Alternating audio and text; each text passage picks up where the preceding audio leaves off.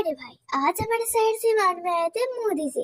लेकिन मैं उनसे मिल नहीं पाई क्योंकि वहां पे जाना थोड़ा पॉसिबल नहीं था, क्योंकि आज के दिन वहां पे बहुत ज्यादा भीड़ होता है। लेकिन मैं सोची आज तो बाहर जा ही सकते हैं, तो मैं आने वाली थी आज सिटी कट लेके। मेरे आने से पहले तो ये बारिश से ही आ गया भाई।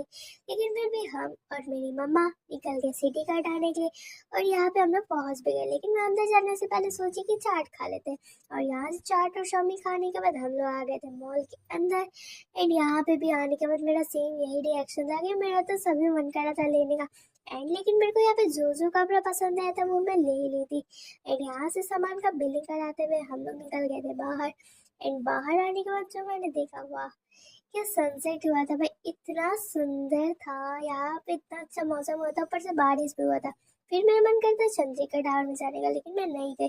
फिर हम लोग का मिठाई मिठाई लेके हम लोग निकल गए घर के लिए। अगर आपको वीडियो अच्छा लगा होगा तो सब्सक्राइब कर लीजिएगा। Thanks for watching, bye.